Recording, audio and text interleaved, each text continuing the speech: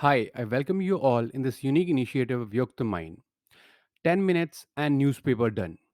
We'll be covering today is the Hindu newspaper. You can download the PDF of these news from our website www.yuktmind.com under current affairs tab. You can also download the PDF from our Telegram channel, the link of which is given in description below. Let's get started. So today we'll be covering 8 news, starting with the datas on criminalization of Indian politics and export import.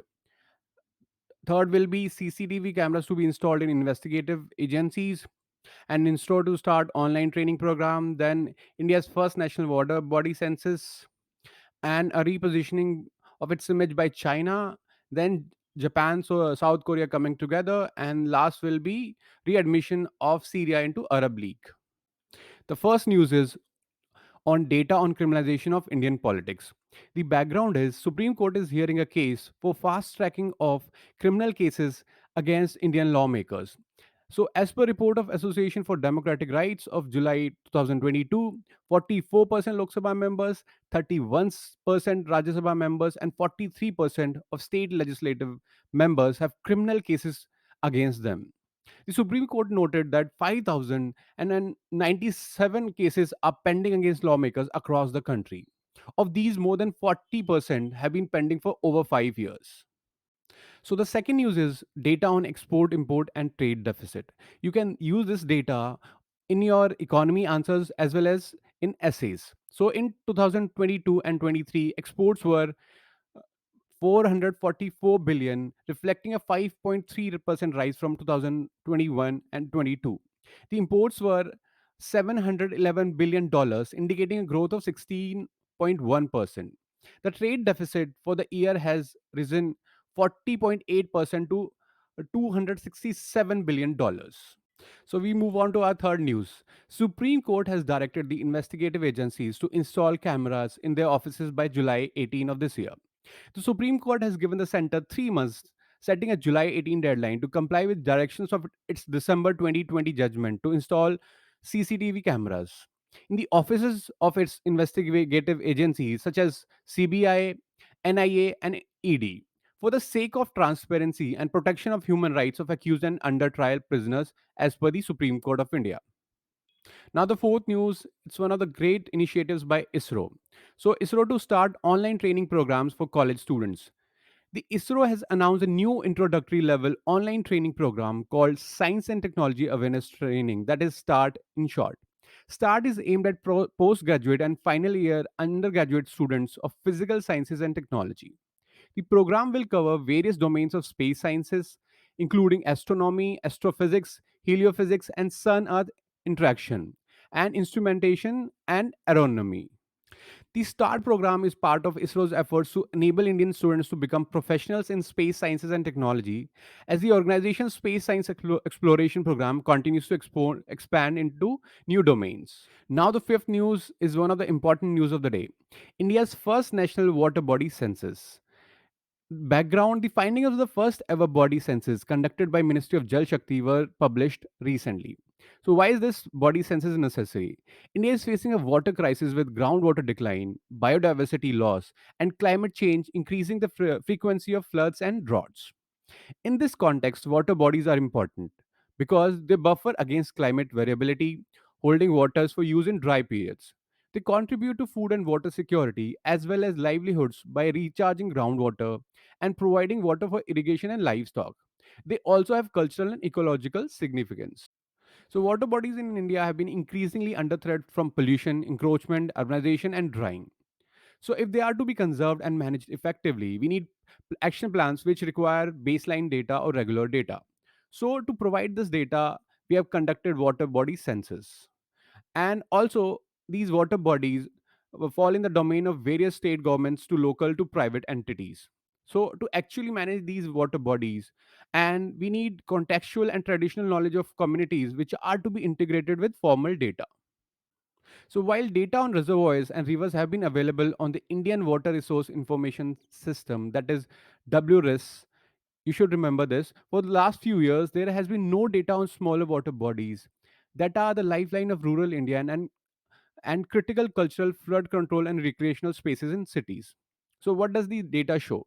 Most water bodies in country are very small. The vast majority of India's water bodies are less than 1 hectare large. This means locating and keeping track of them is likely to remain a challenge in future as well. So the water bodies show regional patterns that correlate with rainfall across the country. In general, in dry states like Gujarat, Maharashtra, and Rajasthan, water bodies tend to be larger and publicly held. In the wetter parts of the country like Kerala, West Bengal, and states in the northeast, more than 75% of the water bodies are privately owned. In drier states, the water bodies are primarily used for irrigation and groundwater recharge. Whereas in wetter states, domestic use and pisciculture dominate. Mid-sized water bodies are largely panchayat owned. So most water bodies have never been repaired or rejuvenated. That is, several water bodies were classified not in use in this survey.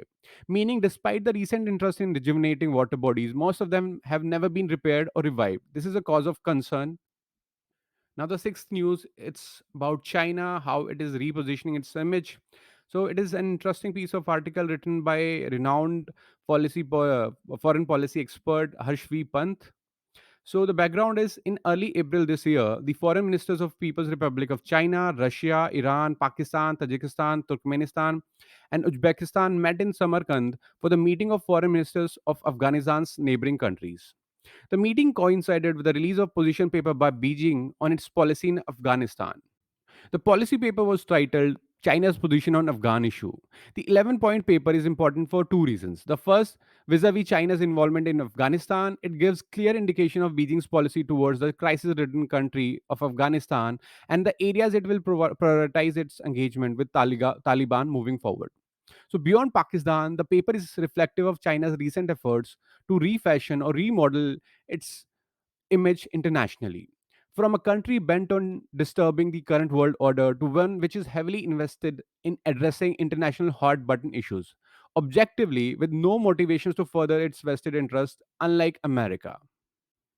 Interestingly, the paper first delineates the core principles which inform Beijing's policy choices. That is, the three respects and three nevers. That is, China respects the independence, sovereignty, and territorial integrity of Afghanistan, and the independent choices, religious sentiments, and national customs of the Afghan people.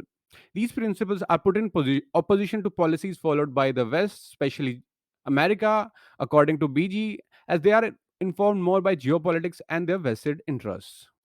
So, what is essentially China trying to do? China is trying to create different discussion forums which are not US led. So, it has advocated SCO, Moscow Format Dialogue, the Foreign Ministers Group, and China, Afghanistan, Pakistan Trilateral Foreign Ministers Dialogue for discussing the Afghan issue, thereby sidelining USA and its allies. So, framing its involvement in purely humanitarian terms, good neighborliness, and mutual respect for its neighbor, Beijing has avoided acknowledging its own interest in Afghanistan. So, China is trying to rebrand itself as a friendly country. So, what is China essentially trying to do? China is trying to mask its own self interest as benevolent humanitarian causes to challenge US's hegemony politically and financially in international world order. So, what are the self interests of China in Afghanistan? The threat of terrorism emanating from Afghanistan and its potential to harm Chinese interests and personnel are very real for China. So, China is trying to address the issues which are which will serve its own self-interest, such as the question of refugees, narcotics, and cross-border trafficking, and the three forces of terrorism, extremism, and separation. So China is also trying to urge Afghanistan to crack down on Turkestan Islamic movement and help Afghanistan in augmenting its counterterrorism capabilities so that the western part of China doesn't get affected with this Islamic movement of Afghanistan. Also, Afghanistan is important for China in terms of its strategic location for Belt and Road Initiative of China, as well as the vast amount of mineral resources that Afghanistan possesses. So, China is on a bid to change its image since the start of the year 2023. So, what has it done? It has released the concept paper on global security initiative and the peace proposal on Ukraine, which preceded the position paper on Afghanistan, signal Beijing's quest to modify its image and solidify its role as a responsible mediator in the world. Its apparent success in bringing Iran and Saudi Arabia to the negotiating table and the visits by leaders from Europe are projected as an indicator of Beijing's growing influence, especially the visit by French President Macron to China was highlighted as a major victory across the world. Now, the seventh news: Japan and South Korea agree to take ties forward in a landmark regional shift. So, what is the background? Japanese Prime Minister Fumio Kishida on Sunday became the first Japanese leader to visit Seoul in 12 years. The visit was followed a trip to Japan in March by South Korean President Yoon Suk Yeol. So, what has been dubbed shuttle diplomacy? Remember the word shuttle diplomacy. It promises to transform ties between the two US allies that have been bogged down over historical issues. What was the historical issue? Chiefly, Japan's reluctance to apologize for atrocities committed during its occupation of South Korea in Second World War. So, what has brought them together? Both have, however, been brought together by shared concerns not only over South Korea's nuclear program but over China's regional muscle flexing. So now the final news: Arab League has readmitted Syria after 11 years of absence. You can interlink this news from the early news of the day wherein China is trying to reposition itself as a global mediator. Recently, China brought together Saudi Arabia and Iran together. So what this has done is this has put a pause on conflict in Syria because Syrian government is backed by Iran, which is a Shia regime, whereas the rival faction is backed by Saudi Arabia. So this entente is a result of China bringing together Iran and Saudi Arabia. Thank you for watching this video. You can download the PDF of these news from our website www.yuktmind.com under current affairs tab. You can also download the PDF from our Telegram channel, the link of which is given in description below. Thank you.